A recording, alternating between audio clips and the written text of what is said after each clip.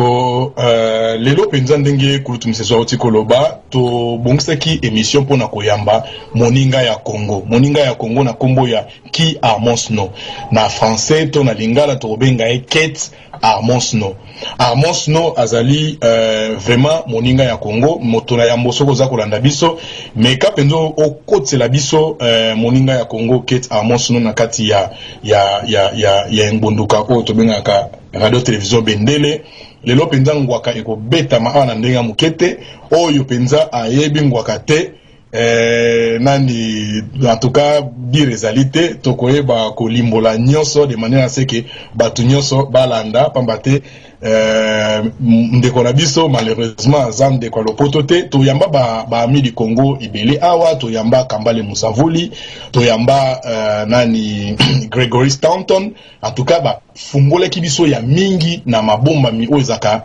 na États-Unis ndenge tolobi mingi bato bazaka na ngambu wana nde ba konkokta makambu nyonso ndenge kulutu msezo na koloba awa pona pona baya ko tia mobulu epa na biso. Alors vraiment lelo pe lisusu toko bengisa ndeko moninga un vrai ami azali mutu o alobaka vérité soki mutu alobelaka o vérité te to mutu aza azolobelo ndambo azobombelo ndambo wana azali ami ya solo te. Alors un vrai ami azali mutu o akolobela o nyonso polele akobomba batu na bango te ke o biso na bango za bandeko to za loposo moko wana za vrai ami te. Mais na bandi mutu tozo yamba lelo ye azali vraiment un vrai ami du Congo na moni penza ki azako kote la biso na kati ya kati ya conférence. Donc toko zelaye akota comme ça to ba bongo penza ko banda maso na biso. Donc dès nazaye koloba azali pena moninga ya Congo. Donc bino oboza kolanda biso bobongisa mituna na bino. Quand je dis que muto aza nani moninga ba congolais, ezali vraiment nazako se référer na parole au Patrice Emenos Lumumba lobaki que un jour ba congolais ba kotelema lokola mutu moko ba ko libérer mboka wana jusqu'au dernier des mercenaires.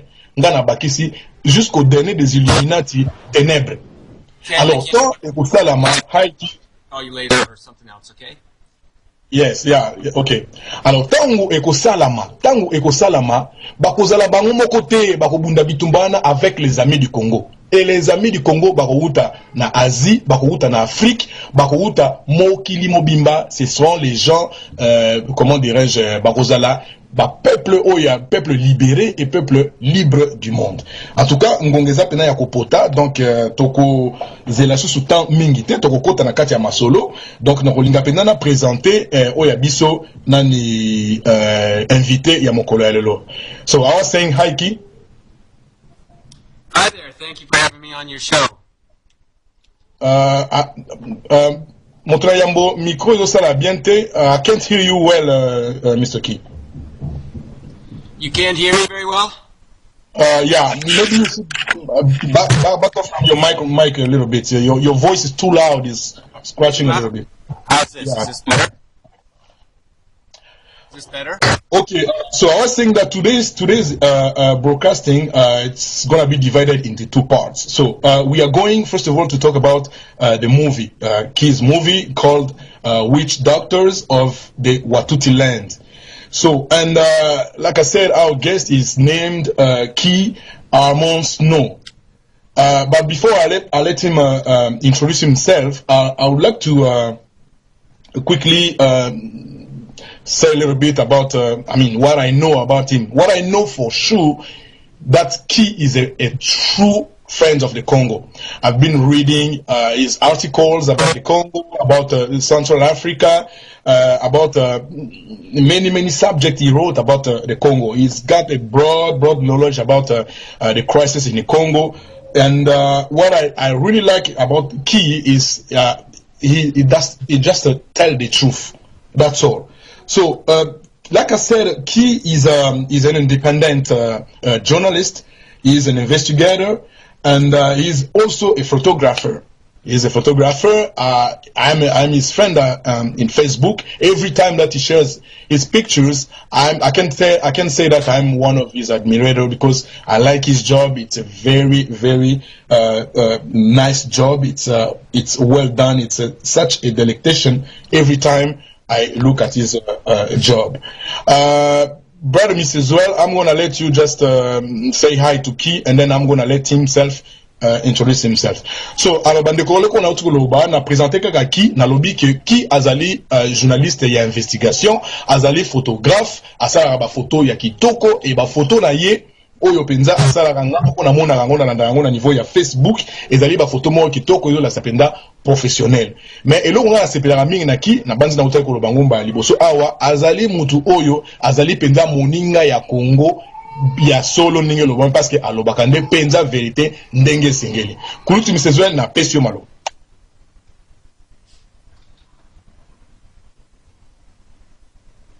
kulutu misezwe ozana bisote hein.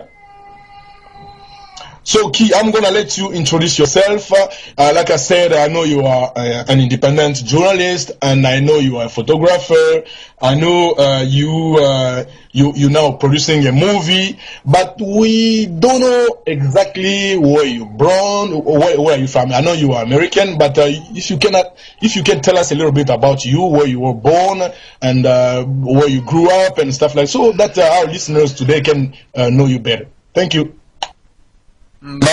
Mboso oza kolanda ngai penza soki moyen ozala okoti la biso invité pamba tengo ngala biso zali kopota toza na mituna ebele ya koposer ye soki moto na yambo oyi kozongisa la biso invité penda na kati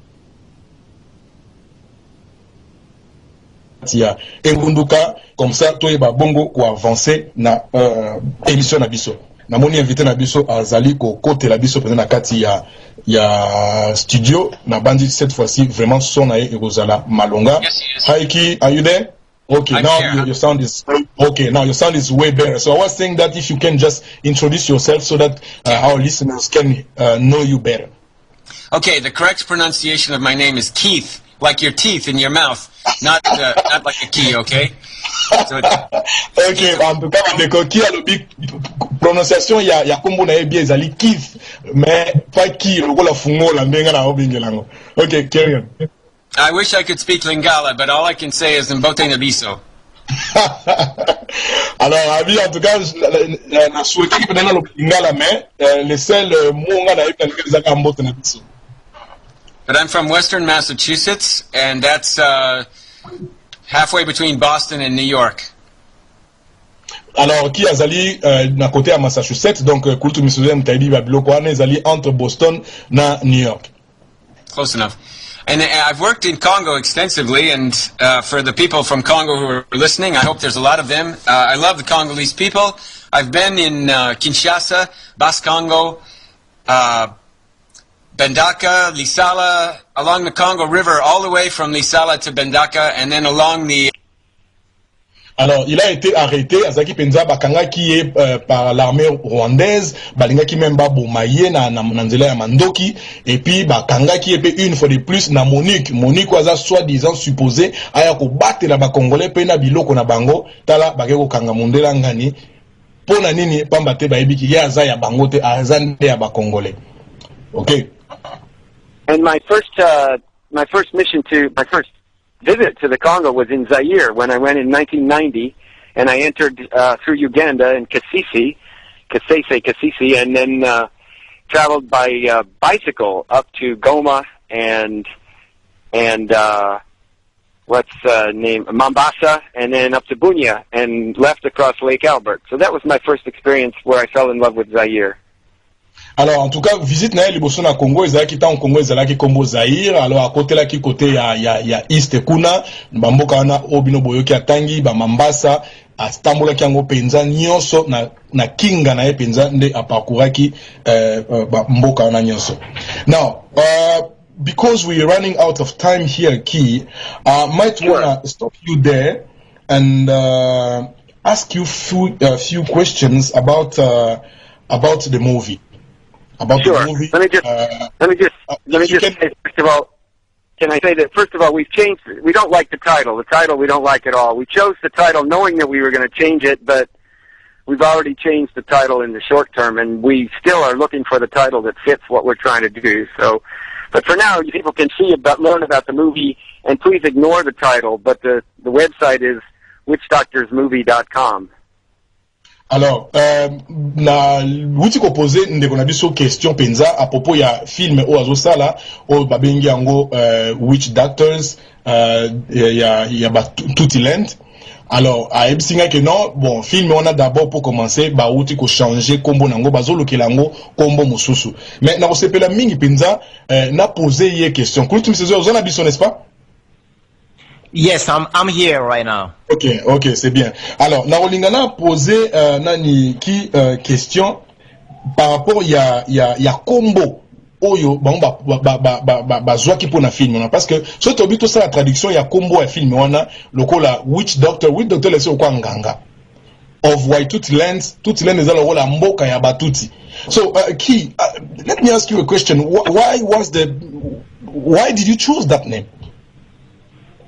Well, the basic explanation is you've got a real problem in the Congo with these people from outside of the Congo who are creating problems and causing massive killing and death and despair, and who are plundering the country. And this would be Paul Kagame, Yoweri Museveni, and a man named Hippolyte Kanambe. Those are the people that we define as the witch doctors. And our story is to tell about how it came to be that the power of Museveni, Kagame, and Hippolyte Kanambe came to be, and how first it began in Uganda, and it took over. Museveni and Kagame took over Uganda, and then took over Rwanda, and then invaded the Congo, and have been occupying and killing and brutalizing and stealing from the Congo ever since. And the whole plan has always been to expand Watutsi land. Thank you. Let me just translate that. Alors, Albi, sure. Na kati ya Congo, boye bakeboza na un sérieux problème. Un très, très sérieux problème. Oyo, kufa eze pa na bino kuna. Alors, problème wane ezali, ezo uta na ba individu, misatu oyo auti kolimbo ela biso awa.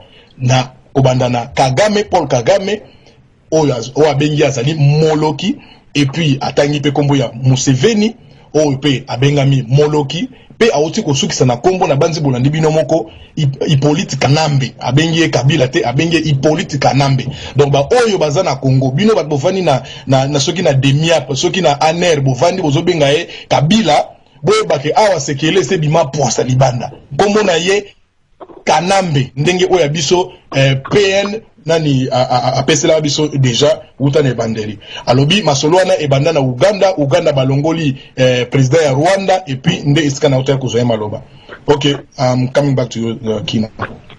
And so those are what we call the witch doctors, and we use that term because they've been able to fool the world, and that would be basically black magic, and in this case, black propaganda. The propaganda is that there's democracy and that the people of Congo elected Hippolyte Kanambe or Joseph Kabila, and that's not true. And the propaganda is that there's democracy and freedom in Uganda and that Museveni has been a wonderful president. That's not true. And the propaganda is that there's democracy and business is booming in Rwanda. Well, business is booming in Rwanda, but only because they're stealing from the Congo and killing people. So that's the witch doctor. Thank you very much. Alors, abi kombo shwa wane ya nganga ndoki basala ki shwa wana pambate soki batali au modèle bateau misatu baza coopérer kuna bazoko sa batuke non nini démocratie ezali mais en réalité démocratie ezali te bazo boma batala te bazoko sa batu prospérité ezali en réalité pauvreté evandeli biso kuna loko ya likamususu. Oui, c'est vrai, na Rwanda, moi, prospérité ezali. Mais ce qui prospérité ezali na Rwanda, ezali kaka parce que, bazali koyiba na kati ya Congo. Voilà tina oyo, babengi batuana nyoso, banganga kisi to baloki.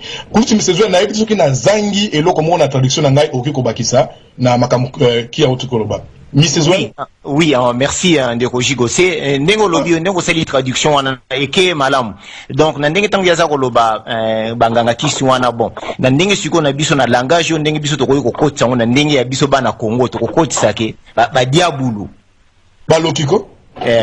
donc diabolo donc diabolo misat bazo sala triangle wana donc na triangle wana donc moko azana côté kuna moko azana côté kuna donc triangle wana ndenge zali donc triangle ya diabolo wana triangle ngo yango ezo sala ma po sikoyo po baza ko yiba neti na Congo bazo yiba na Congo alors na tant bazo yiba na Congo bato baza ko tindela bango biloko o baza ko bazo sala ba biloko bazo sala ngo lelo alors bato wana bazo ba contrôlera donc naza ko interpréter bato ba contrôlera neti ba contrôlera ba média ya kotoyo ya mokili alors bango baza ko lakisa ke non démocratie ezali côté kuna makambo eza kokende bien prospérité eza na côté ya Rwanda donc makambo eza kokende bien alors soki yo landi yango na makambo nyusu baza koloba oya alobi wana soko che yango okomona ke donc baza kokosa mokili donc eza nini baza kosala bazo na loba ke oui eza ba jeu baza kosala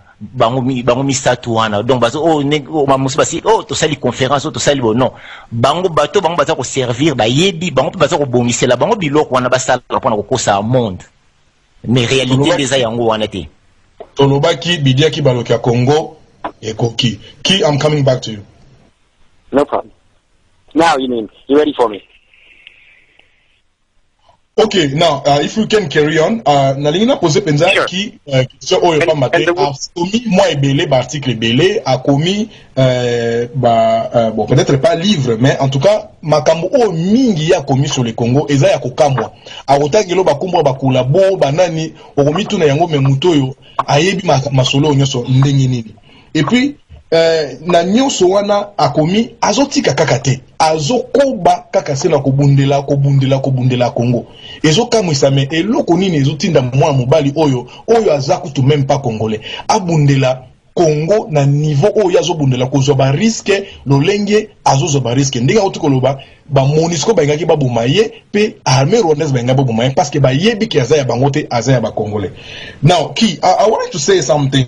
I know you wrote so many articles, you published so many pictures about what is going on in the Congo, and you've had so many conferences. I know the last one was actually yesterday. You had a conference with Prof. Yalengi and all these people. And yet you keep coming back now with a movie talking about the Congo. I'm wondering what is your driving force, Ki?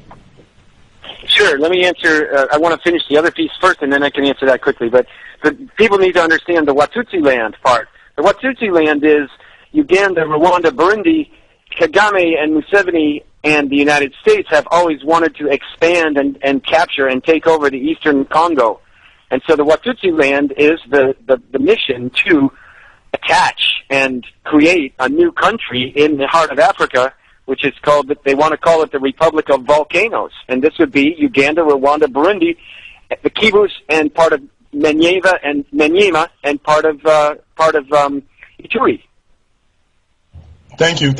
Alors, na posé une question wana abi non na répondre à moi mais na expliquer moi muke mambu ya Watutsi land abi ezali important bana Congo bayeba ke depuis utakala ezalaka toujours na makanisi ya batu wana batuti wana ba panza Congo ba créer na espace obisto yebi lelo ba ruchuru ba créer mboka o ba kobenga ngo République du Volcan ndenge kaka papa na biso Honoré Nzamboko Atumba apesela biso yango tozo siko confirmation et pas ya un ami du Congo et un vrai ami du Congo. I'm coming back to you, Ki.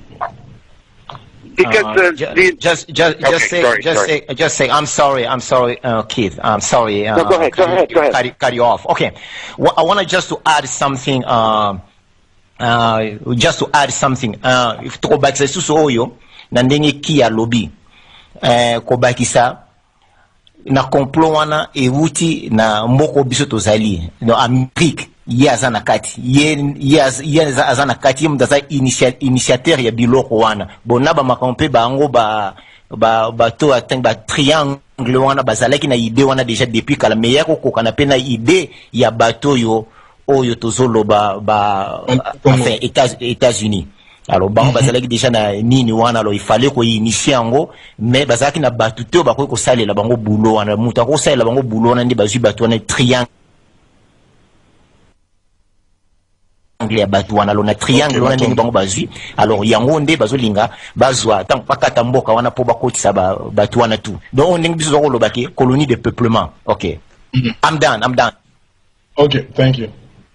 So to answer your question, it's important also that people understand that the witch doctors, meaning Kagame, Museveni, and Hippolyte Kanambe, these people are backed by the United States, Belgium, France, and Israel. You know, for example, it's not about Africa. It's about the West. It's about white people. It's a story about white plunder of Africa. So by choosing the title Witch Doctors, it's exactly what Americans and Europeans and Canadians think, that Africa is full of witch doctors. So they're going to want to see what the movie is about.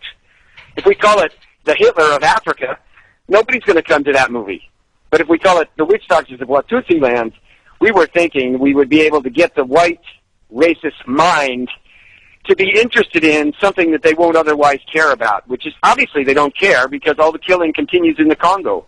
But if we change the name, if we use witch doctors, we thought maybe we could succeed. But we decided that we don't like that strategy. Fantastique.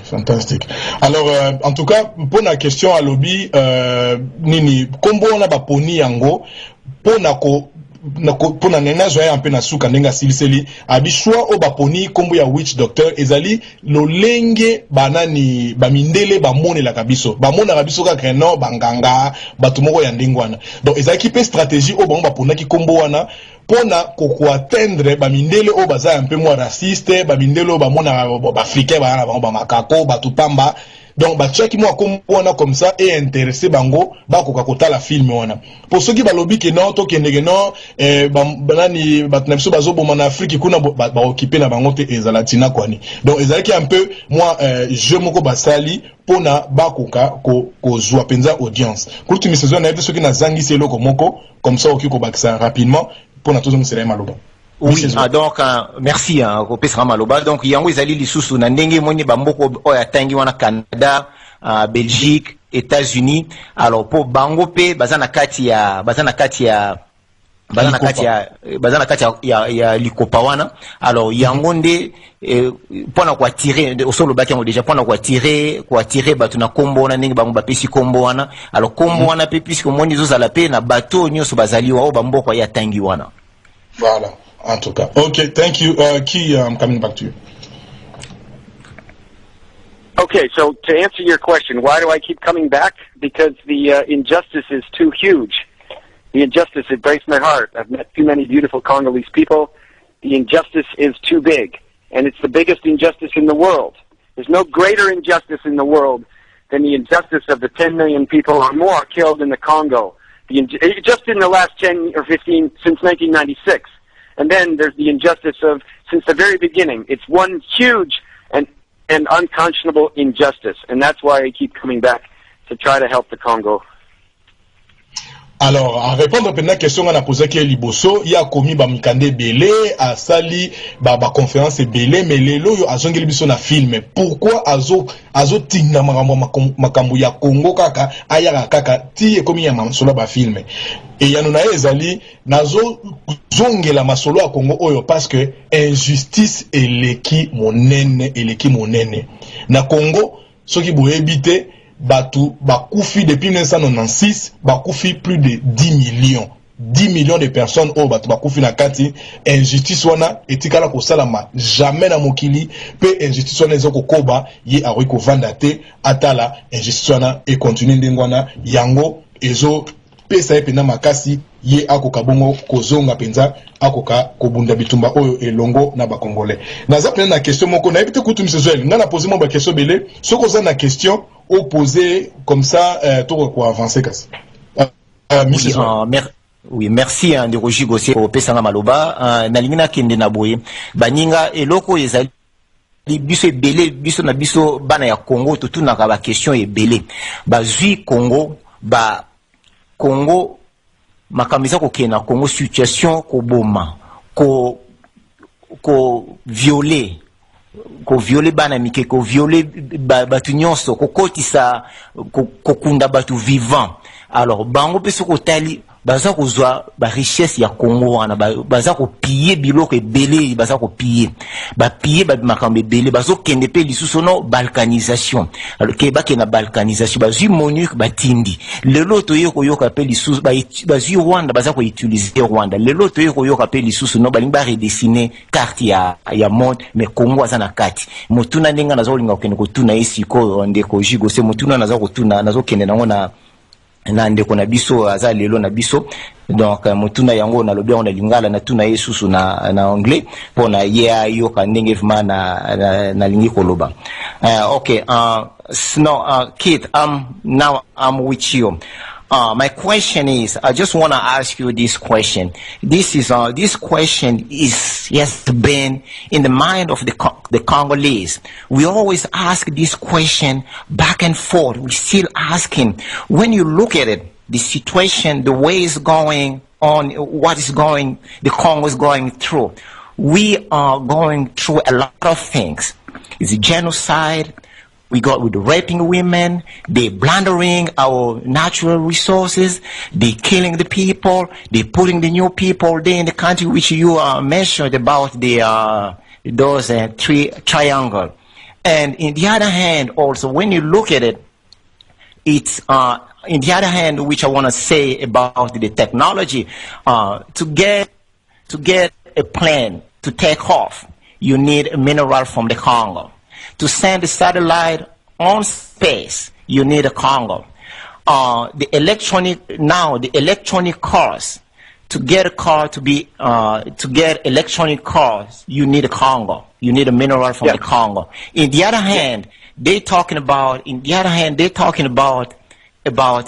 wanted to reconfigure the map of the Africa, especially the one in the Congo. That's what they want to do. But I want you to put all this together to describe to draw a picture of what we're talking about.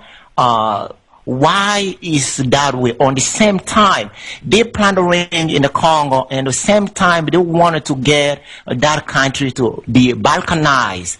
And those questions is, we as Congolese, we ask this question over and over and over, and if you can explain to our listeners who are listening to our talk, Resistance Bendele Radio, if you can do that. That's my question. Why does this happen? Right. Why does this happen? Well, the United States was conquered. You know, the Turtle Island was the land here, was called Turtle Island by the Native Americans. When the Europeans arrived, we conquered. Yes, I'm European. When we arrived, we killed off all the Native Americans. That was the first genocide for the United States of America. This is white supremacy. It's very simple. The enlightened, educated, so-called enlightened, so-called educated, so-called civilized mind of the Western, European, American, Canadian, Israeli is absolutely insane and criminal. We have a death wish, and our death wish is to destroy the planet because we hate ourselves so much. This is a deep psychological condition, and so it leads to white supremacy. We are superior, and in order to be superior, we have to eliminate those people who are really superior. So we had to eliminate the Native Americans because they had a superior way of life. And meanwhile, we think that we are superior. We think that we are civilized. And it's the same with the civilizations in Africa, the Malian civilization, the Gold Coast, the Great Congo, the Great Congo itself, kingdom. These have to be eliminated because they are too powerful and they have different ways of being and thinking that white people can't allow. Because if we allow that, it's a threat to our very existence. Thank you. It's very simple. It's white supremacy. It's racism. It's a deep belief that white people are better than everybody else. That's what it comes down to. Thank you, Key. Alors, rapidement, na lingina limbola nini question réponse oyo ki penza pesi. Alobi pour nous comprendre et loko zo salama par rapport ya motuna ya ndeko na biso Misezwen. Alobi il faut comprendre yango na nature ya biso mindele. Tala eloko to sali na États-Unis d'Amérique, to longo na Europe ba ke na États-Unis d'Amérique, ba o bazalaki kuna ba indien. To bomi bango nyonso parce que bango bazalaki différent na biso. Alors baza na kati ya complexité moko boye, non, complexe moko na ngangi na loba ya supériorité. Pona bango mondele azali supérieur. Mondele aleki ba indo ba motane ba bikolo nyonso wana. Alors yango basalaki génocide tant ba ke na Amérique, ba konzi kuna ba bomi ba nyonso pe ba nganzami na mboka wana. Alors ceux qui ba kei pe na ngambo oyo ya biso ya Congo. Batali kuna babi na sepele loko moko to suka kultu misezo landaki yango alobi royaume Congo abi royaume Congo ezali royaume moko très puissant ezali royaume moko makasi bazali na kolba ngune mentalité moko makasi bazali na lolenge moko ya ko vivre oyo ya bango oyo pe ezali pe makasi. Alors soki to tiki bango ba kele ndenge wana batu wana ba ko lekela biso. Alors, il faut qu'on bimisa ba stratégie pour qu'on casse batouana, pour qu'on boma bango, pour qu'on panza bango pena ndenge sengeli. Kutu misezo soki na zangi si babiloko parce que lobi un peu moins mingi, yo oko ko combler rapidement, comme ça to zongi c'est la même loba pour to ba ko ba na mituna na biso, pas matengo ngeza opota, mais la question est égalée belle. Kutu misezo.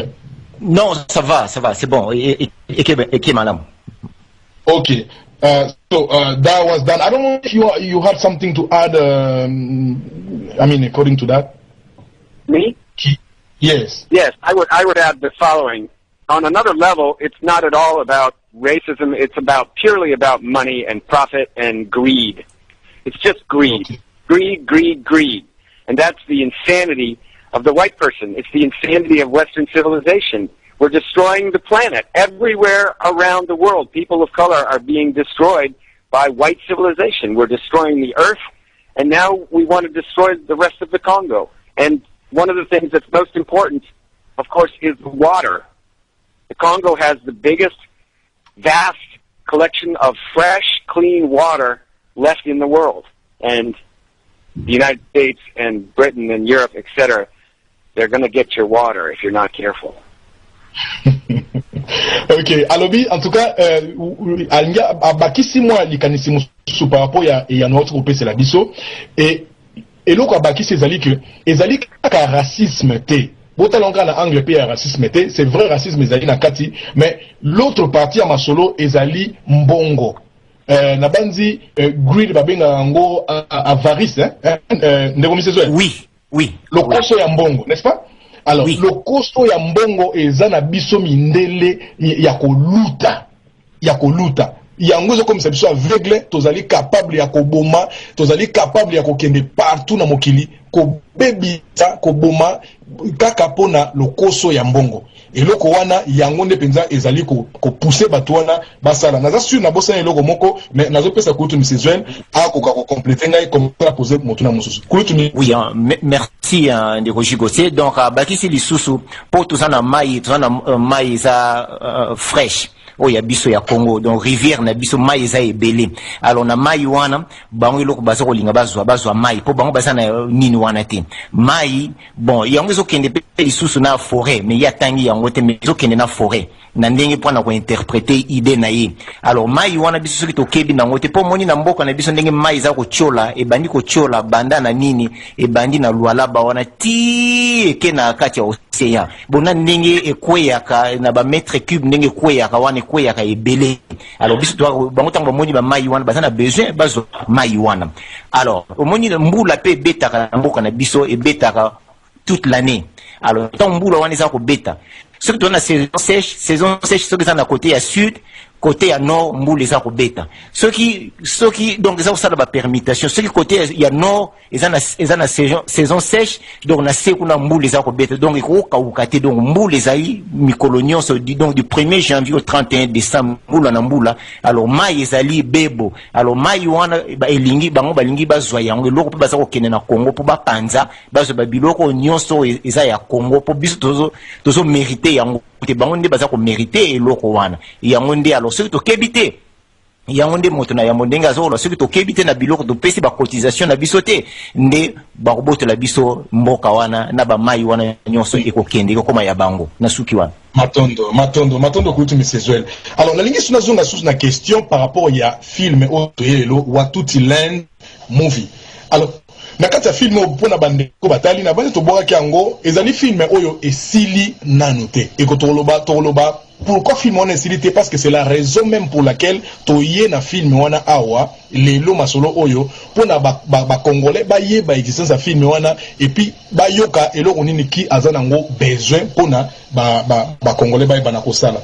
Alors na kati ya film wana pona batu batali ezali tozomona ba interview ya batu belé tomoni batu ya Rwanda tomoni batu ya États-Unis tomoni batu ya bipai na bipai et puis baza kolobela ba vérité à propos du génocide, la vérité est bomba melaki biso na mokili. Alors, des questions à zana mona posé de qui courage wana ya zui ba risque wana okende tina Rwanda. Ba ngaki déjà ba bomba ekuna na Congo na si ba kate mundelo. Lokola ba utako bingana o ya français dernièrement awa. Mais ye azui courage azongi tikuna akiko poser batona question kaka pona vérité wana bima apanzango mokili mobimba batu ba loki ya Congo ba yo kamasoni. Mais comment dirais-je, risque est-ce que Batouba Télémela qui était, est-ce que le gouvernement Mapekisa qui était, comment ça qui a convaincre Batouana pour n'avoir aucun sa vérité wana, pour battre vérité wana le marate sur notre wakata wakingo. So that was the question in Lingala. I would like to ask you the question now. Sure. Now I saw the documentary the movie. Basically, it's based on collection of interviews of individual who were implicated in the conflict or in the genocide of Rwanda. So my question is, I believe that wasn't easy because I know that you spoke about the propaganda that the actual government of Rwanda have put in place to stop that truth going out. But in the movie, we see you asking questions to people inside of Rwanda and in the United States. I mean, was it easy for you? What did you do actually to get those people to speak out the truth? Well, it's true that I'm listed by the government of Rwanda. I'm on a hit list. They want to eliminate me. And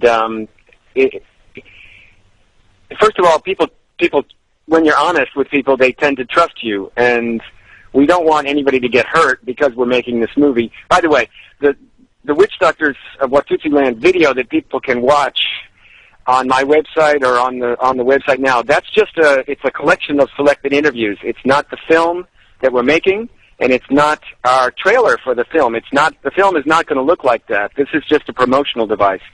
So the people that we've interviewed, everybody has a story, and, you know, if you're honest, people tend to be trusting and honest with you. So that's one reason why people talk to us. But a lot of people are living under terrible conditions, and they've come to the conclusion that the only thing to do is to speak out no matter what happens. And I have a friend, so for example, there's one Rwandan man in the film who lives in the United States now, but he spoke out in the film, in the video that you see, and when Kagame's people saw the video, they immediately arrested his family in Rwanda. This was just about 3 weeks ago. And they're trying to get him... They're trying to get him thrown out of the United States. So, but the point is that people have to just speak what's the truth and not be afraid of what happens. Okay, I'll come back to you, Ki. Alors, sure. Rapidement, alobi, film o ya sali, ba interview o ezo landa mawana, wala eza penda film ete, eza nongo kaka, loko la preview, avant gou ba pesi, po na batuba zo à peu près, idée ya eloko ni nezali. Mais, c'est vrai, ezaki penda ba risque, po na kozwa batuana, o convaincre bango, ba ya koloba vérité. Mais, eloko ya comprendre ezali que, moni, quand tu t'approches de quelqu'un et que o lobby vérité, automatiquement, mutwana pe ako fungo mape pe alobi pe vérité na polele. Alors après sinda ki samoko abi ezana ami moko azana kati ya film wana azali pe rwandaise mais tangu ye atelemaki pona aloba vérité na kati ya film wana tangu Kagame na ba loki onyoso bazana Rwanda kuna ba moni yango bakangi famille na ye. Kulutu ni saison na ete soki na manqué loko o compléter ngai comme ça to zong sanaki so that he can carry on. Oui, merci. Donc, à PCP, biscazana batie na liste ya bateau baza ko éliminer na liste ya neti ya bateau to solo ba triangle wana, donc kombo na yezi pesa na liste wana pour ba éliminer, donc ba lukaka yepe pour ba bimise mu pepe. Donc, à chaque fois, ndenge tolobaka toujours, à chaque fois, soko telemeli balo ya Congo, yebake, ezapono okoma nini vedetite. Ezali nde ozomi chande singa na kingo parce que baluka kapenza baboma parce que survie na bango ezali si biso tokangi munoko tozolo belango te. You can carry on now. So what was I saying? Ask me a question. I'm sorry, I lost my. No, the question was about that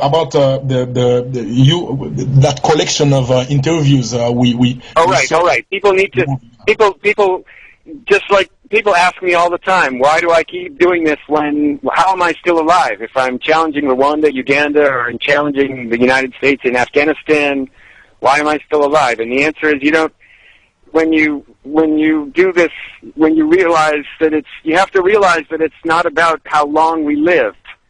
It's about how we live.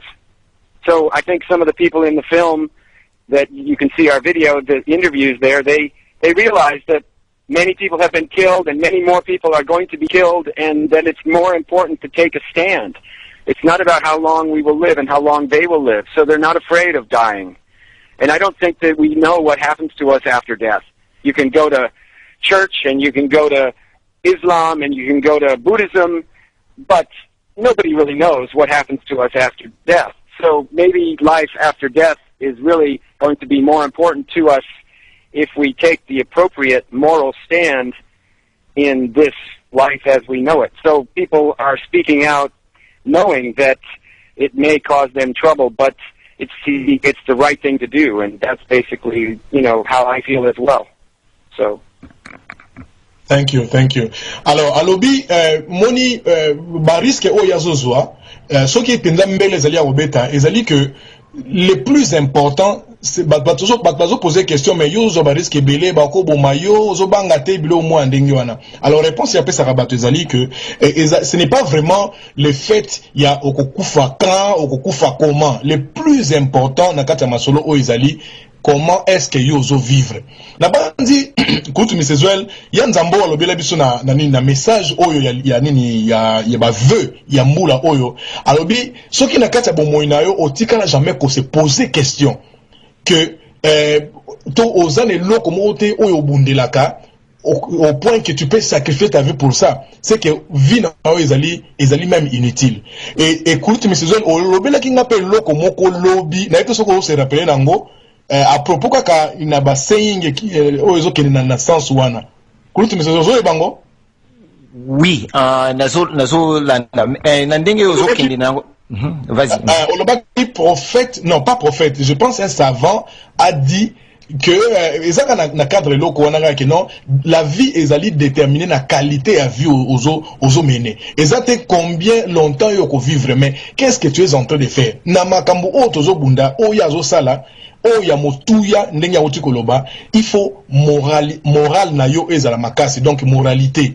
Na banze pe nani pe Simon Kimbangu pa zoloba tangu moralité na bango ekokoma na nini supérieur na maturité supérieure batona bako se libérer. Donc ce qui moral ezalité, alors vie tozo vivre eza ya pamba. Congolais la muka toyaka na poto te pona toliaka ba hamburger, toliaka na poto to beta ba kayo totinda rambo ba $100 ba nini pendant ba Rwandais da bazo bimisa des millions, ba mindele bazo bimisa ba milliards. Biso siko to nyo comme totinda ba 100. On n'est pas venu pour ça. Il faut to la muka to comprendre raison oyo ba Congolais ba bima mokili mobimba ba koma koloba le kota ya ba mindele. Bato bandeko bazola na ngai nga anglais na ngai boko limbisa na bande ko lobanga ça fait 5 ans. Donc bo comprendre nga ezalo ko ya kulutu misezuelte ya zaba ancien poto aya depuis 1975.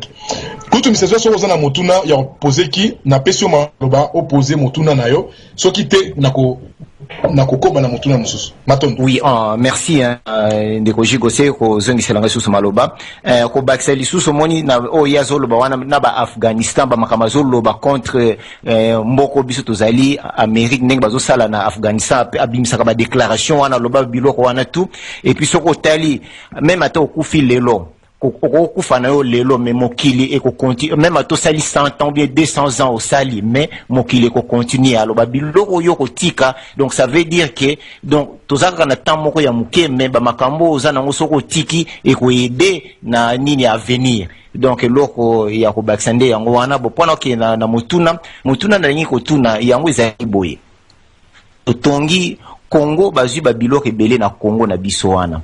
Congo esali et aidé na guerre ya 40-45. Congo aidé na biloko batongi na Belgique. Bamboka ebele batongi yango a partir ya mboka Congo. Alors bamboka misusu pe biso toyebaka te batonga yango pe na mboka Congo. Mais toyebaka yango te mais nde na koluka wana tu na ye na kotanga na nkombo ya mboka yango te mais na kokende pembeni mamususu na ide soki ya koykozwa ide po bimisa kombo ya mboka yango menga na lingi ko bimisa kombo ya mboka yango te kaka ebime pai na ye moko. Okay, yango nde eloko na okende ko tu na ye yango. Oh, Kit, I'm just coming back now to you. There's a question here I wanted to ask you is, Congo, it provide a lot of things in the world. We seen Belgium was somehow, Belgium was also built from some money or some, money came from the Congo. They built some of the things in the Belgium. And when you look at it also, during the time of the last war, the war we call the World War II, the one for 1940 and 1945, Congo also contributed a lot in that war. It's also a lot of country has been built for the Congo, but Congo didn't benefit out of that. But when you look at it, I just go the Palestine. When you look at the Palestine was, but I don't want to be involved in that politics, but I just want to make, I'm raising that question. If you could maybe read my mind on what I want to say here. Palestine, when you look at Palestine, now it's not, there's no more Palestine, but there is like the new countries, they build the new countries. But when you look at it, to look at the resource that country has, it doesn't have that really resource. And where they can get the money to be like, let's say those guys have a lot of money, those guys are building their country, those guys, they are financing the whole world, those guys, they're making like a plan. If they want to get anything they want to do, they just bring the plan to some of those we call the one who leading the world, but they are accepting when they come, they present them the plan. But how those countries, where they got the money, how that country has been built? That's my question. For example, the country Belgium or the country of Israel? Right, you got it. Well, both Belgium and Israel were built on the blood of the Congolese people. Israel was the Jews, and the Sephardic Jews were involved in Congo for years. They came up from South Africa to Lubumbashi in particular, through southern Rhodesia, northern Rhodesia, and then established themselves in Lubumbashi under colonialism. So by 1959, you had a huge Sephardic Jewish population in the Congo. These people were in, mostly, as I say, in the Kasais, in Lubumbashi in particular, Kisangani to some degree, and also Kinshasa. And the Sephardic Jews, this would be they were connected to the diamond trade, the Oppenheimers, the Cecil Rhodes groups, the giant corporations that these organizations, these people established. They began plundering the Congo under colonialism. Of course, well, we all know about King Leopold taking so much of the wealth out of Congo, the rubber and the ivory. Well, they also discovered the oil, the gold under Leopold, and began the gold mining, Kilomoto, for example.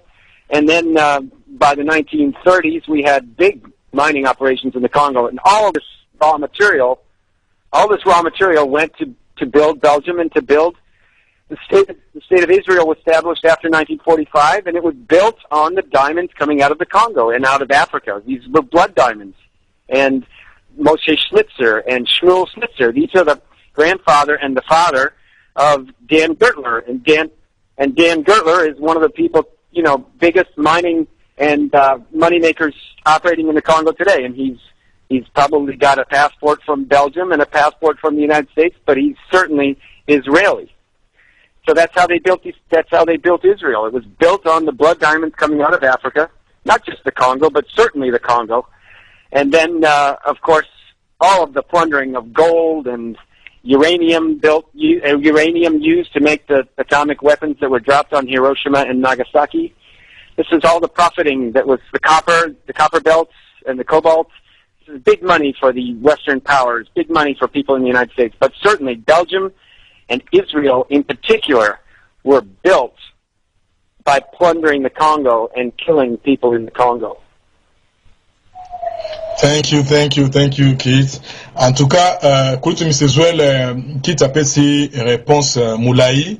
Ngonga na biso eza ya kopota ba question eza toujours liso polele ifwa banda na ko sepela penza kutu Mr. soki na ki ko limbola kaka na mokuse tokende na deux questions ya suka rapidement na beaucoup c'est comme ça toko kabongo kosi ça. En tout cas na question ezaki question un peu piège oyo kutu mesezo na tuko poser lingaka yeba bamboke bele tongami na poto mboka nini na nini oyo tongami na mboka Congo na bandi a pesa qui est déjà moins indice ya Belgique oyo biso ba congolais biso tout yebi et puis réponse kutu mesezo za ekozela ezaki ayoka kombo ya Israël bino boyebi et bandaki na 1900 en tout cas juste après guerre ezaki na après guerre 45 et bandina combien 50 40 45 mais Israël est combien mboka quand 46 alors donc on a 47 batonga on a 47 48 batonga mbongo o esali ke batonga Israël et outi na Congo ndenge otoloba alobi et outi kaka na Congo te mais certainement et la plupart na ngwe outi kuna et outi ndenge nini et outi na koboma ba congolais et outi na makila et outi na diamant et outi na boye na bandi totanga kombo ya Dan Getler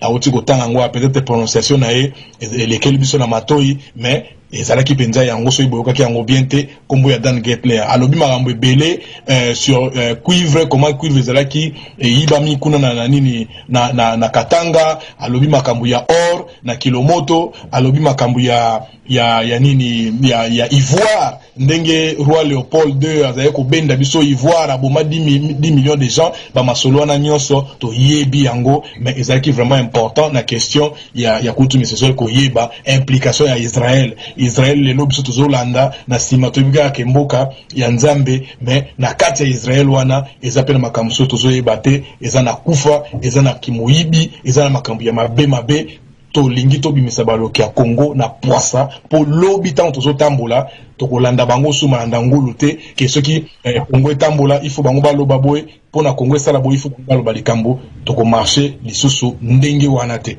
vraiment na kokende na question peut-être mi balé kutu misezo est-ce que vous avez une question mususu à poser pour nga tkena ngomi balé comme ça toi ba clôturer na yebi ke ba landi pena ba zapeta ba question belé ezana mingi autoposer te mutu oyo so ko beta no masolo ba lumbana na banani boko kamwa mais ngonga ezali ngonga il faut to respecter ngai faut nazonga na musala donc moi et toko ba pena mingi ezala te kutu misezo oui toji 25 minutes mon robot donc aussi ça na 30 net au kangi donc on a 25 minutes pour profiter il faut oui montona yamba pesinga signe alors yango nde na ko bakisa lisusu tango lobby na biloko ya lobby wana na ndenge batongi faut koyeba lisusu na ba caoutchouc bazwaki na po alobaki lisusu na ba caoutchouc bazwaki na Congo omoni ba caoutchouc wana pe ekomisi ba industrie na bango e magisi ba industrie na bango soko tali ba biloko ya ba pneu bazali kozwa na compagnie Ford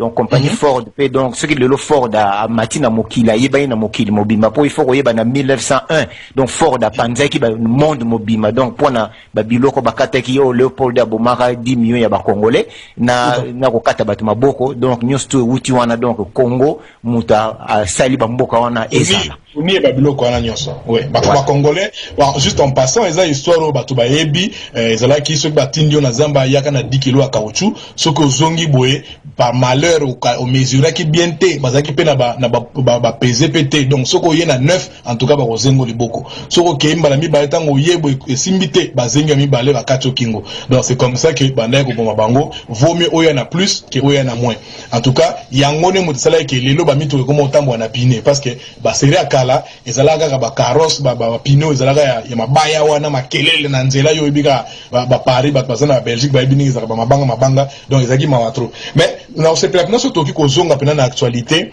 pambate ba Congolais bazolanda biso mouvement combattant bazolanda biso bazana besoin bayeba eloko nini basala totamboli to beteli ba banani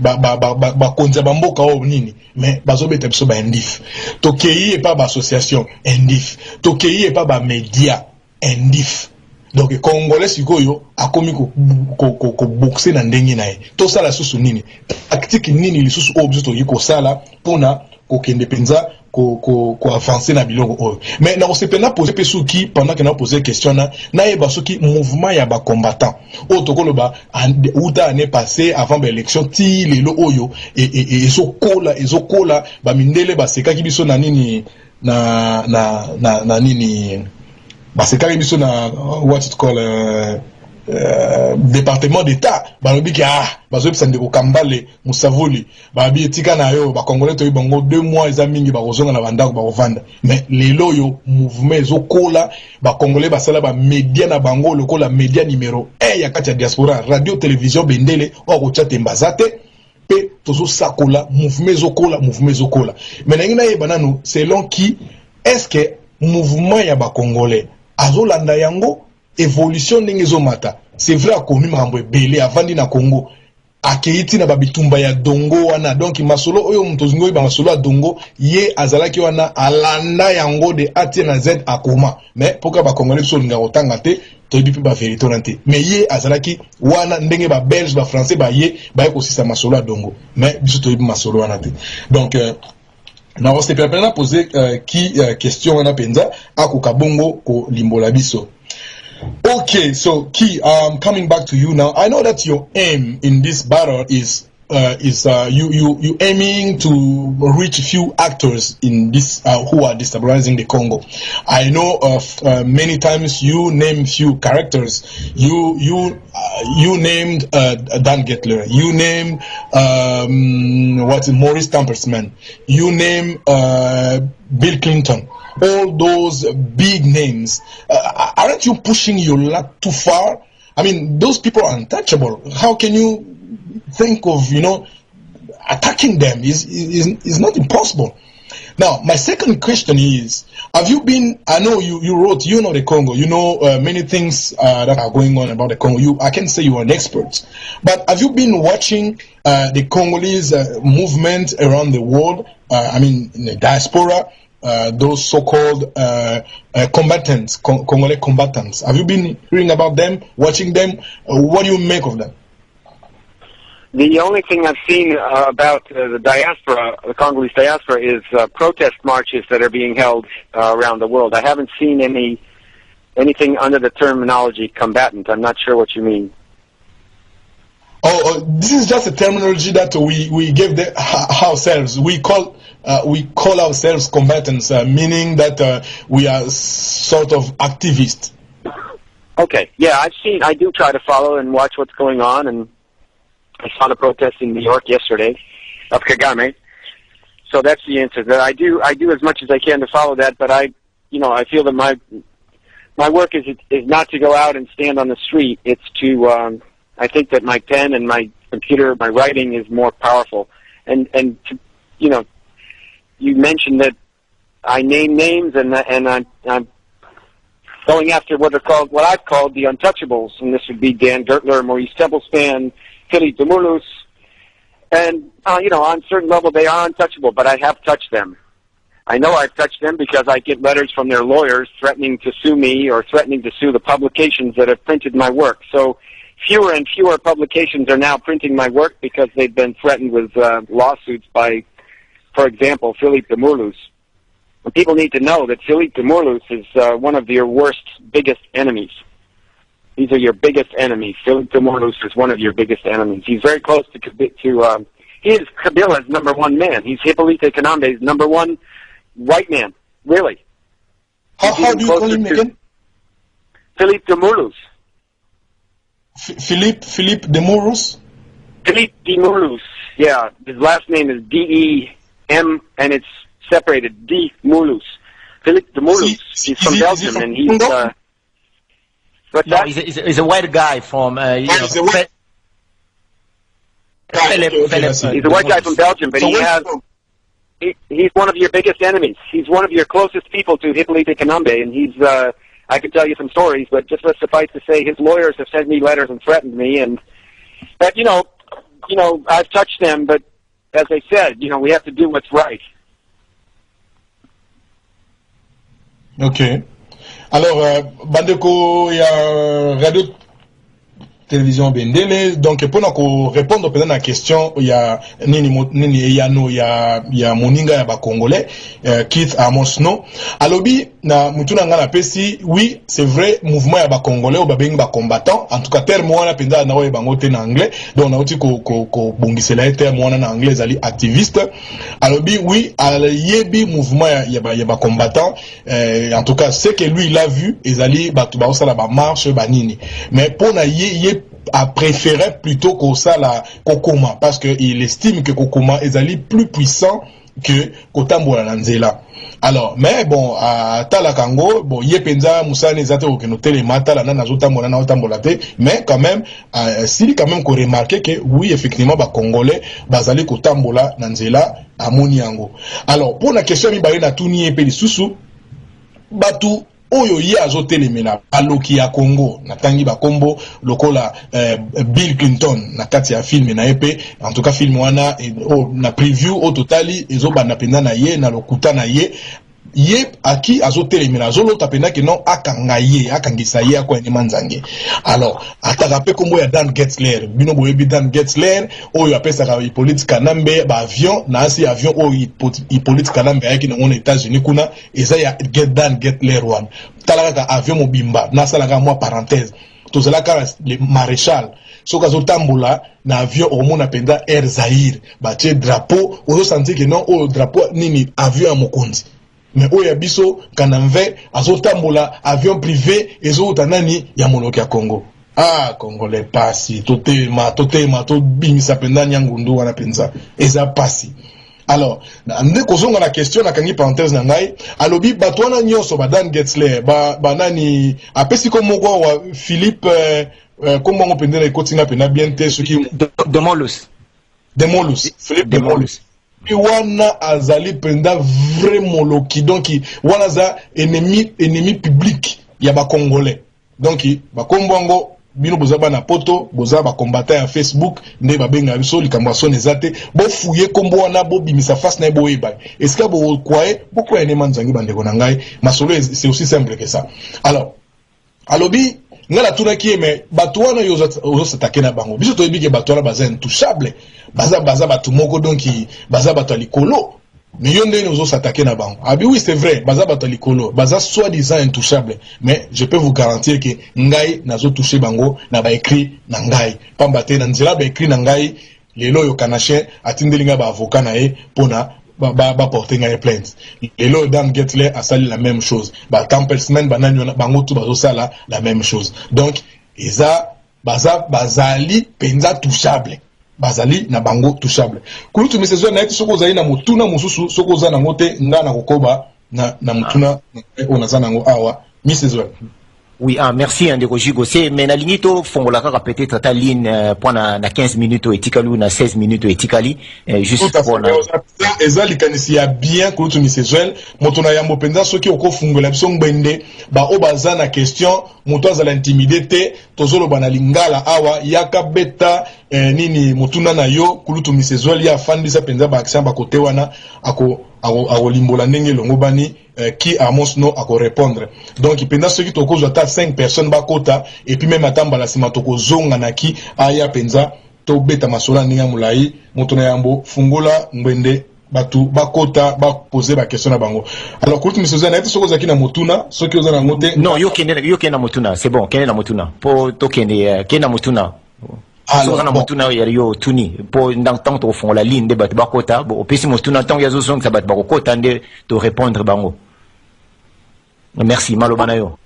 Oui, alors, n'a posé question nangai, question nangai zali très simple. N'a posé, nani, mupaya na biso ya mukolo ya lelo, par rapport ya masolo otouti ko beta awa. Tango to bandaki mission na biso, tolobi ke non, Rwanda, bangona, bakomi ko bongisa, bakoti sa na kati ya Conseil de sécurité. Tolobi Rwanda na kati ya map, azomona na te. Kaka kombo ya pamba, bakomango pe munene po, bachangoka. Mais ya nini batiki mboko ko mona nini Afrique du Sud oyo quand même toyebi batiki nini Angola oyo bazo pafuka kuna batiki Nigeria mais bakeka e pa Rwanda zo pese na nini. So my question is to you, Key, is that is concerning Rwanda. We heard that Rwanda is going to be part of the UN Security Council. What do you make of that? Well, I think it's a crime. What do I make of it?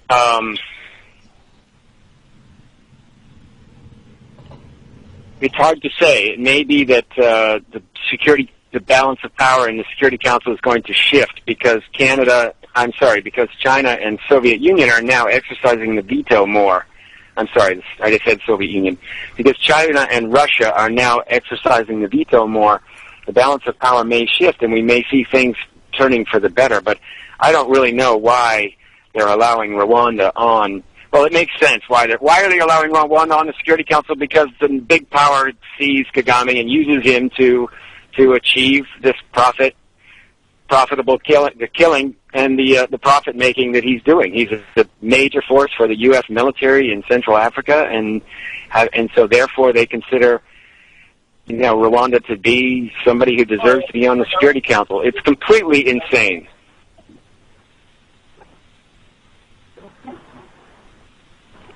Okay, Jigose. Okay. Soki na landi pona kozongisa ne yano na ndenge apesi donc ezana donc naza ko interpréter idée na ye. Alors ezana mon Chine na Russie bazo sala niti moi balance ezozala wana bon peut-être ko kotisa Rwanda na kati wana suka koti moni balance pe ko kende po bango neti bapesi ba ko kotisa ye donc ya kozala a voter mingi na côté bato ba kotisi ye kuna et puis lisusu Rwanda tangu ya ko kota na kati wana na kati Afrique wana e kozala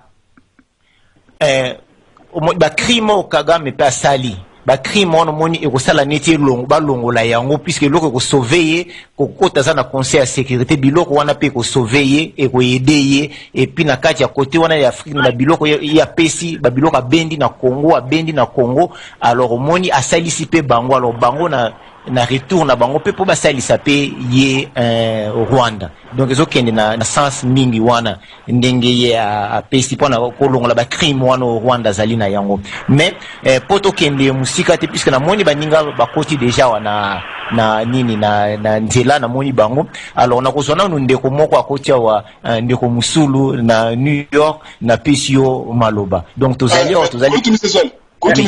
yes Papa Musulu. Thank you. Yes, I'm sorry.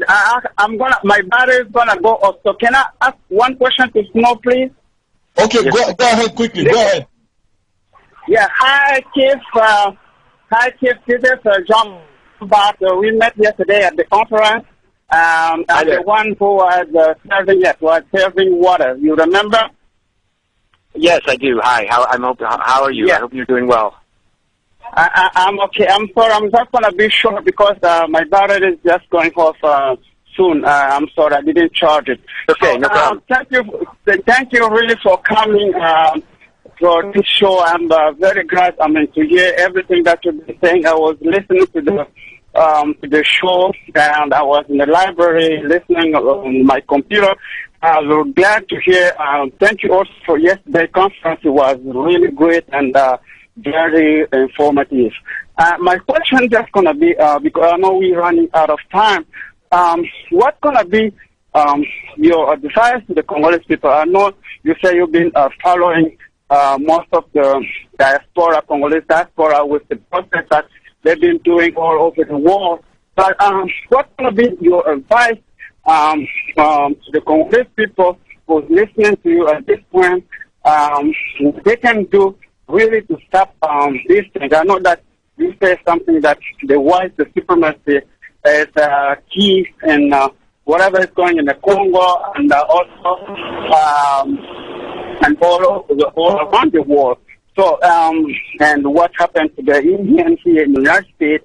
And so all those kind of things that's going on in the Congo is things that is really above the power of man. If we can just look at the way it's presented, like above the power of the Congolese people. So what is your advice? Thank you. Just say. The advice you would like to give to the Congolese people to try to put a hand on what is going on in the Congo at this time, so they can reclaim their country, they can be in a free country, they can avoid all those colonization, all those things we've been hearing. So what's going to be your advice to the Congolese people at this point so they can keep up with this struggle, so they can put a hand on this struggle? Thank you so much for to respond to the Congolese people. Okay. Let me a question so I can translate it in Lingala. Voilà. Yeah, bandeko ba Congolais oyo ndeko na bino Jean Baptiste na pesaki ndeko ami na biso kif mbote epi na remerciaki po na présence na epise azalaki lobby na conférence oyo tosalaki na New York ya marketing. Mutuna na tini ye ezali par rapport ya conseil nini akoki kopesa na ba Congolais na makambo nyonso ye ya lobby explication apesi biso na ndenge ke ba mindele bazali na kati na pona supériorité na bango ndenge bamona ke bazali supérieur et puis bazali bava na ndenge ke bazali koluka bango ifo bakende na nsima ya mbongo na baresource na biso biloko na nyonso et puis na ya racisme. Alors question na tuni mpenza ezali important po ndenge mpe ya banda kolanda lito ezali kosala patriote. Alors conseil nini akoki kopesa na bakongolais eloko oyo bakoki kosala po bamettre fin na problème oyo ezali kokleta na mboka na biso?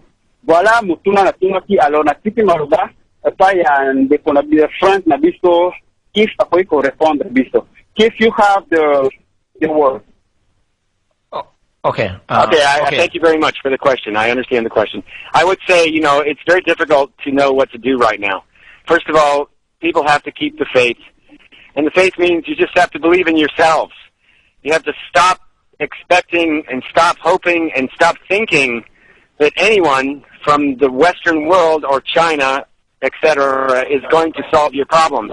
Anybody who comes into Congo making promises, you should not trust them. Trust no one. Trust no one. Trust no one, especially the humanitarian organizations. These organizations are out for profit, but the mining companies, the logging companies, they come in and they make promises and they never, ever, ever treat the Congolese right. And you have to stand together and not sell out. I know people are hungry, and I know people need health care. I know people need malaria drugs. And so $10 can make a big difference in your life. But people have to not sell out, and you have to stay together in solidarity and stand up. Stand up. I know people are going to continue to die for a while, but we have to stand up to this machine. And and just do the best we can, you know. And there's a lot of argument that that people should engage in sabotage. You know, if you want to hurt the logging company, you stop the logging truck.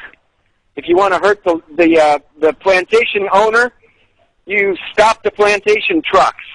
And it's easy for me to say, and so it's you know, it's really not my place to answer that question. All I can say is that, you know, more people from the outside have to stand up and do something to help here. But the Congolese people have to keep up the courage and stand tall and proud like the people that you are. Thank you so much, Keith. You have Mr. Jibo say you want me to translate for the people, or you want to do that? I cannot do that. Nazosala ngo rapidement parce que ngonge poti batumsu bakoti. Alors bandeko o bakoti, s'il vous plaît, ngonge kimi biso tope ça 2 minutes na question bongisa penza question na yo penza bien. Comme ça, opposant na mokuse na web s'appelle Keith azala pe mokuse na bani na pona to déborder na ngonga mingite. Yazali ami ba congolais anytime aoki ko zongela biso, donc to ko sala be mission mususu pona to limbola penza makambo ya ba collabo baza parce que ayebi bango bien boko kamwa mutu oyo eza likambo ko kamwa. Mais na motuna o bauti ko poser ye papa bata uti ko poser ye alobi ezali simple alobi azana réponse magique ite oyo aki kopesa ba congolais que pour ça la boye et kosila mais oyo ye akoki koloba azo encourager ba congolais ba oyo ba telemi bo continuer ko telema bo stand stall donc bo telema na ndenge ya mukete bo za la fier ya kozala ba congolais bo bundela mboka na bino bosa la confiance na mutu moko te o mutu moko awuti so ekote nini o ministre soki ya songolo pakala o organisme songolo pakala batu wana nyoso bazoyaka kuna pona profit bayaka kaka pona profit bakopesa bino ba promesse mais eloko moko te ekosalama bakosalela bino jamais. Donc libération ndenge tolobaka ngo ndenge leader na biso ya Nzambo Honoré Nzambo ko atumba lobaka eko uta epai ya ba congolais tango tozobeta bambela bopesa mbongo tango tozobeta bambela bobenga na Congo ezali kama kozona masekite oyo ezali na mo euti na monoko ya ami du Congo libération ya Congo eko uta epai ya ba congolais bango moko wana penza na mokuse na ngaki na limbola rapidement likambo ami du Congo Keith Amos no auti koloba na kimi na lombango na pesa ndeko abengi na UK numéro suki na 313 ndeko na ngai na lombango pe na mokuse oyo kina mutuna na yo attends. Ouais, allô? Oui. Ngai komo na ngai évangéliste Jean-Pierre na vani d'Angleterre na ville à Bedford. Na outé kotanga dernièrement na New York Times ba kana d'internet donc d'ici là il faut processer la balkanisation ils ont déjà à marche pe ba kata mboka na biso biteni na biteni. Alors to sepelaka mingi tango papa Nzambo alekaka na émission radio bendele kopesa biso ba révélation parce que eloko totikena kaka moko ezali kaka likambo kaka il faut faire epela na tous les 4 coins du pays parce que ndenge position tokomi nango soki tolalisi miso d'ici 2013 tokozanga mboka. Donc eloko tozala kaka révélation o ndeko auti kobimisela biso awa parce que nazali apena na malile ezali me nazotoka parce que j'ai attendu biloko mosusu na matoi nanga na tikali koyoka ngo te. Donc nazali apena donc motema na ngai baby j'ai mangé j'ai laissé à manger parce que nabandi ko réfléchir sur mon pays. En tout cas nazali apena avec des larmes aussi. Donc zala question ka likambo ka mote pela mbala moko o ekoya e anzambe ndele seul témoin Matondo ndeko pona commentaire na yo Nzambe abenisa yo moto pela ndeko congolais yo mtozolanda biso bipai nyoso na mokili uta na kati ya Congo oyo tosali yango pona bino pona vérité bimana poisa na kimi na lombango epai ya ndeko Freddy TM na pesio maloba. Merci, bonsoir kana bien tozolanda na bokebi ndeko.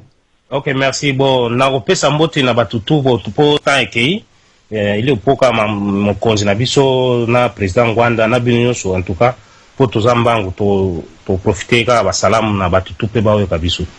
Question na ngana poser invité na biso bo na invité na ozaka na mukuse na des questions bino bo komeka ko traduire mais na okindene direct na anglais amukeka po ngonga po to pesa pe batu mususu kwa. I have 2 short questions to ask you. The first question is if you know our leader, our comrade, Honoré Ngwanda, this is the first question. The second question is, you make the moves about the Congo. I want to know if in this move, these people in general in Congo, in particular in East, how they can get it about even something when the movie finish. Because I think many people they know and they go to buy this thing. What thing you go to help these people material about this story? That was 2 questions I just asked you. Thank you very much. God bless you. Matondo, en tout cas, Bandeko, ndeko na biso Fredi a aussi posé question, mibale, ya liboso ezalaki soki ki ayebi, nani président Honoré Nzamboko Watumba, et puis ya mibale ezali par rapport ya filme, alors qui a zo la filme, ba disposition nini ye azui pona filme wana osala sur le Congo, et comme la bandeko na biso bazana Kivu. So, Ki, I'm coming back to you.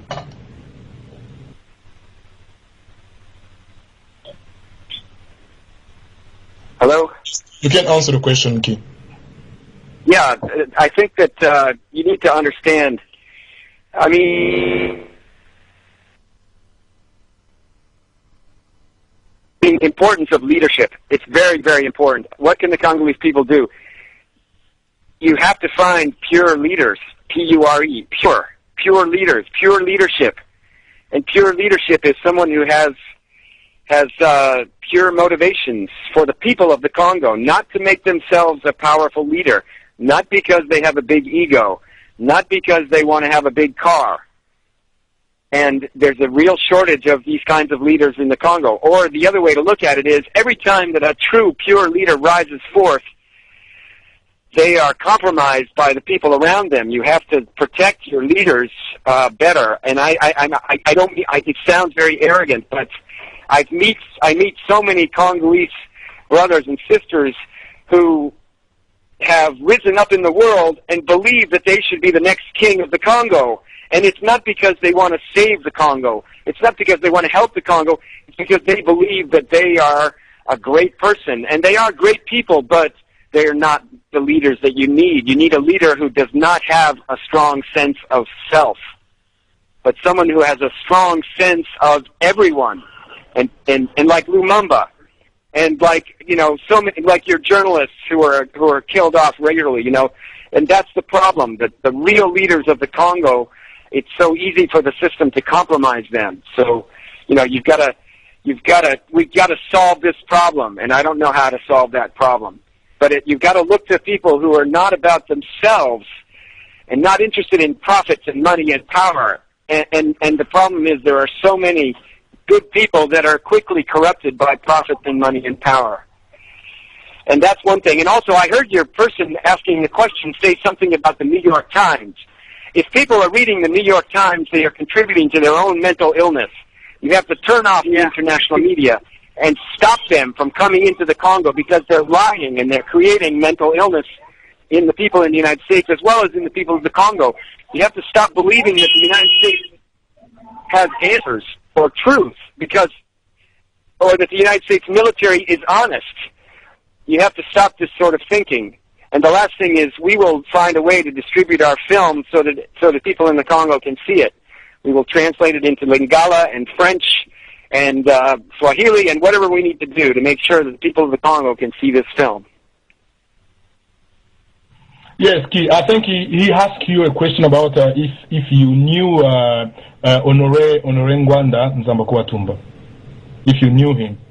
Sure I do. I've never met him, but I know who he is. Okay, that's right. Alors, bandeko balandi réponse oyo nani moninga ya Congo apesi alobi boye na likambo tali ba leader, il faut totala leader oyo aza na intérêt ya peuple, mais ezala leader o ami tondi sami na ye mon côté, parce que ye akutana ba congolais belé, mais mingi ya ba congolais ba mitondi sama na bango moko. Donc pona ye, donc yende mutaoza la roi ya Congo lobi azobundira mboka kaka parce que yi lobi akonza mboka, lobi asala boy, lobi asala boy, wana eza malamu te. Vrai leader ya Congo ekozala mutu oyo to azali mutu oyo atalelaka peuple liboso bitumba na ye ezali pona bien-être ya peuple non pas pona ye moko azana mituka azana bandaku asala ba voyage alata bilamba wana ezali vrai leader te. Donc wana apesi biso indice pona ko checker ba leader otozali nango soki tomoni ke leader azana ba attribution wana tokoyeba ko démasquer que non oyo azaya biso te oyo azaya biso oyo azaya biso te. Mais na sepeli pamba te na banini na indice ou apesi biso en tout cas Yanzambo azali un vrai leader ya peuple parce qu'azali humble et puis aza muto azo sangisa ba peuple a boyi corruption azo kende penza na vérité abandaki alobi leader il faut la pure donc pure avec un grand P. En tout cas papa nangai wana jusqu'à preuve du contraire il a été pur na misu na biso pe na misu nangai tozo koba na ye elongo. Na question mususu apesi ezali par rapport ya nini distribution ya film alobi ba kozoba disposition pour na film wana ekabwana niveau ya nini ya este problème ezalité et puis a mentionné pe pour na nini New York Times wande na landi bien te kutu misezo soko ko compléter ngai mambo abi sur New York Times magazine. Oui, merci Nderoji Gossé. Bon, oui. Oui, alors ils ont ngai alobi que non bato balandaka ba news soki News Times magazine to o balandaka ba media o ya poto botika kolanda yango parce que zali ko contribuer na mental illness. Donc et comme ça bino liboma vous comprenez ils ont pesa bino liboma botika kolanda biloko wana la bandi tolobela ngo déjà mbala ebele na kata radio que ba média wana ezali ba média ya désinformation ezali ba biloko information te mais lavage de cerveau oui lavage de cerveau c'est toujours bien tant que biso tozoloba boye comme ça ba congolais pe ba yoka ngo epa ya mindele pamba te mutoto yamba za mundele ezana ba congolais misusu bandimaka na bango bandeko na bango ba congolais te soko zaka mwindo atolobi na yo ezala kwa Yanzambo banda ko beta ba shita wa boke ni élection te mboke za occupé boy na boy mais comme ezaki congolais nana ko yoka nana ko occupé to yebie azala kya boy na boy donc ezandengona donc quand ça sort na bouche ya mundele ba o ba yokela na mundele ba yokela mundele kutu misezwe en tout cas tokomoke na suka na ngina poser question moko ya suka par rapport ya film oyo penza to yaki raison oyo to ye na film oyo awa lelo pona ba congolais ba yebango soki ba congolais ba taina no film ote eza film o esili nanu te nazo encourager bokene botala eloko wana pamba te mutu oyo to ena lelo aza ami du Congo eza parce que to manquer temps pona ko limbola ebele awa na bantu ko même balassima ba congolais ba ko découvrir davantage. Ce n'est pas quelqu'un qui a sa langue na kati ya poche na alobaka polele abate na mutu to za moloki abimisa na poisse na bandi a démontré ngo lelo mais raison to na lelo à propos ya film auto bengi Witch Doctors of Watuti Land donc film wana eza na problème film wana utala bandi yango na minute oyo ndeko azoko ka kosilisa yango te pourquoi pamba te makoki ezali te alors ye azali camarade na biso na Facebook ye asengaka lisungi pas seulement na ba congolais mais asengaka lisungi na bato nyonso o ya bonne volonté o ba ko sunga ye pona akoka ko silisa filme tata oyo pona ko loba na ngala penza ndenge biso ba congolais to lobaka azali mpiaker donc ngala zana ye na banzi bato bazana na kati ya Facebook ba yebi pena ke azape na mpiaker parce que donc il y a ça les athées. Donc ndinga zawana film il faut si la mais film moyo ko si zate asenga biso ba $20 mwana oyo alingi penza sunga po akoka ko si sa film wana et ezana loko moto poser quelques questions pourquoi a continuer aka ko bunda bitumba Congo alobaki pesa ki réponse mais nanda ko za réponse moko apesa na kata makomi na ye ponga la tanga ba biloko ni mwa mingi mais alobaki yangote na makomi na ye moko alobaki apesa ba mama moko ya Kivu promesse parce que avandi na ba misère wande bato bazo kufa basi ba femme violée ba nini na bibembe alobi nyonso te mais tango azako kende ba yebise ke yo za penza moninga ya ba congolais ya solo ndengo zo kende yebo bundela biso kuna ye kende ko yebisa mokili pona baya ko sunga biso et apesa ki bango promesse abaki na kosala tout ce qui est en mon pouvoir pona na silisango to tuna ki epe question soki ayebi ba congolais bazo marcher apesi biso réponse na lobi ke non ye arme puissante na ezali ko koma mais lelo ekomi pe ya ba film donc soki moyen ko zala $20 pona kosunga ndeko na biso oyo tokotuna ye ndenge nini boki ko contacter ye pona kosunga film oyo esila comme ça lobi tango tozongi na mboka tango tozo sepela na ba congolais na ba amis du Congo et d'ailleurs ngala ba ki aza mutu moko penza lobby il faut topesa penza nationalité penza congolaise ate kozana ngo honorifique mais topesa parce que azobundela Congo na ndenge ya solo et il mérite penza eloko wana donc na kokende pa na ye na tuna ndenge nini bana Congo ba yoko sungaye na yebiki tozali belé toza engagé na bendeleton tozali na apport ya komba wana biloko wana nyonso tokoki kosala yango un $5 un $20 yango te comme ça so ba pauvre bitumba oyo tobaki kozala généraliser oyo nyonso tokoki kosala tosala ngo ndenge ya hotel koloba na biso. So Key, I'm coming back to you. I was just saying that I mean, your movie actually, the Watuti Land movie is not done yet. And the reason it's not done yet, it's that you're lacking means to get it done. So I was telling to our listeners, there are so many, over 3 million people all around the world. They are mostly Congolese because we use our mother language. So I was telling them that this is the time they can come and support your work so that tomorrow they can say that, okay, I did that movie with him. I was producing this movie with Key. So it's going to be so a pleasure that the day we're going to, get our country back, we can all celebrate. And I believe that you were one of the people who are helping, the true Congolese friend. Tomorrow, you should have a Congolese, how do you call that? Identity or whatever. Just to show how we love you or something. No, now, I would like you to tell our listeners ways they can use to support your work so that you can finish that movie, because we need that movie done, and the world has to know the truth, not the propaganda that Kagame and all the Western leaders have spread around the world, that lie about the genocide of Rwanda and stuff. But we want to hear the truth. So this is an opportunity I'm giving to the Congolese people, our listeners who are listening today, to come and support you. So just give us ways that we can come together and support your work. Key. Well, I think you said you have 2 million listeners around the world. Oh, absolutely. By the way, Bendele is the leader in Congolese media. Actually is located in London, but actually we have about over 3 million people, because we are listening from Asia, Africa, Europe, from all over the place. That's great. If everybody gave $1, we could finish our film as soon as possible. But right now we are in a crisis. Crisis in the Congo, is another film that's being made, and but we don't have anything to do with that, and I don't like it.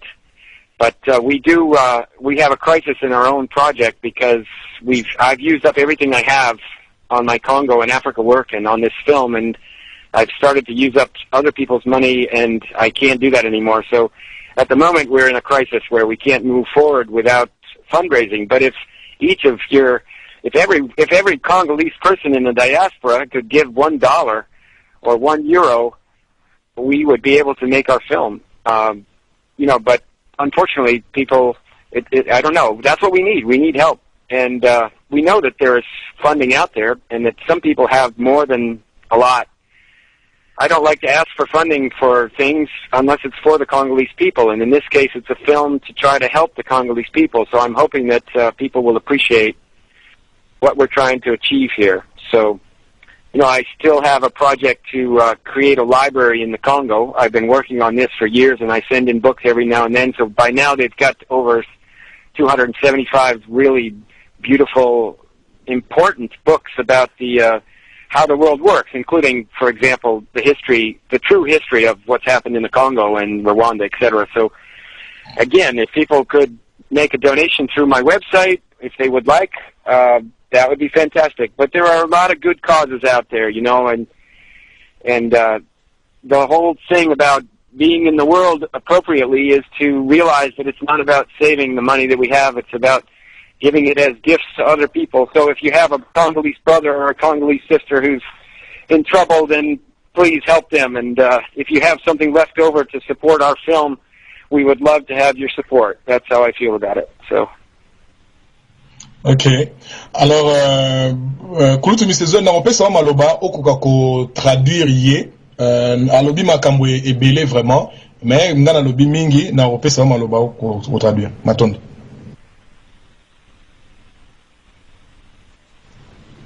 Kulutu misezo zana biso? Oui, excusez, ouais, merci, merci, Ndeko Chigose, ko zongi selama maloba. Na landi a lobi bon.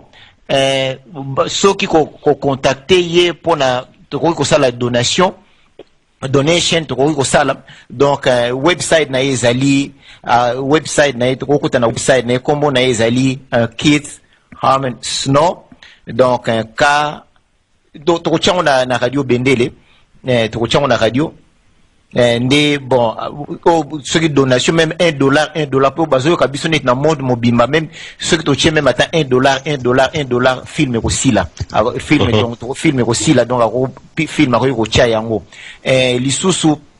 Mais soko zali na bande ko basuso ya congolais baza na pasi bon otali occupé ndeko na yo, mais soko dollar mo kitikali okokota na ni na ye na donation na ye contacter na nino na Facebook to ko contacter, donc ceux qui touchent $1 donc film aussi là nango avant. Alors wana ndeko kota film na epai nyonso na kati ya Congo ndinga lobi na ba langue nyonso, donc na lingala na swahili na français et na ba langue na biso, donc comme ça ba ko ba vérité ozo na kati ya Congo, donc et puis azape na nini ko lukape ko fongola nini librairie, enfin bibliothèque ko ezala ya vérité ya makambeleki na Congo ndenge basali ba congolais na monde na Rwanda na ndenge makambaza ko lukapo na Congo, donc biloko wana nyonso ko zala na kati ya bibliothèque aza ko penser ko sala yango. Alors eloko nde na ko loba nde yango wana nde bon Ndeko Chigose yo zali na ni na ye na website na ye mamstoko ko changwa wana na bato baza ko landa biso po bayeba yango, et comme ça ba contacter pe na Facebook. Ndeko Chigose na zongi seulement poto kanga pe nini. Oui. Ok, donc c'est ça. Alors émission na biso penza et sous bandeko film wana soki bobengi boluki yango na nini Witch Doctors of Watutu Land bokomona yango soki pe bokomi Keith Harmon Snow angozo comme ma HARMON Snow lokola Snow et bokomona pe bomona ba détail na nyonso na Google bokot na kata site na e bokoyeba ndeni boko kosungai boki komona pe na kati ya Facebook. So boke na Facebook bosengi bo camarade na ye aza na ye ouvert boki kosunga ye kote wana, mais émission na biso ici na kosema en tout cas bapesa ki biso moins 30 minutes to 25 minutes to épuiser ango déjà na ndenge mukete na sili so poila za pena na kanda papoli mbisa biso ezaka pona mboka ezaki vraiment important. En tout cas to suki si bongo. So Kate, we're gonna end this broadcasting this show now, and I would like Can I clarify something? If people are looking for my website to donate, they should donate through the film website or through my website, not by my name, but by the one ConsciousBeingAlliance.com, or the film website, which is Witch Doctors Movie, WitchDoctorsMovie.com. So it's ConsciousBeingAlliance.com or WitchDoctorsMovie.com. And obviously, $1 from everybody would be very helpful, and if anybody can give $10 or $20 once a month, we would be able to make this film quickly. Yeah. Yes. Snow, could you write down the website you're talking about? Could you write down? I got all got it. Okay. Okay. I got all that. All so right. I'm going to give that to Motona Yambo, and then he's going to publish that. So all right. That's it. Alors, so I thank you very much for coming to us and telling us about the movie and about everything that you know about the crisis in the Congo. And we hope that you're going to come next time. Keep talking about the Congo, keep waking up Congolese people, and keep fighting, actually. So I thank you very much then, and this show is done now. I'm gonna switch in Lingala here. Alors papa ndeko émission na biso penza et semi tokosenga bolimbi si penza na ndeko na biso liso polele ndenge na otay koloba na ndenge to déborder na sengi matondo na bandeko nyonso ba participaki ndeko na biso Freddy tozana na kati ya studio moto na yambo o apermetaki nini production émission yo et puis kulutu misezwele et puis papa na biso musulu ba o nyonso bakotaki ndeko ya UK bino nyonso bolandaki biso ata bo poser ba question te mbalasima to kolukata mususu oto ko bananaki uta ne bandeliti na suka moto na yambo émission esili tozong seli antenne matondo nzambe ay bagongo ko benisa Congo mboka na biso.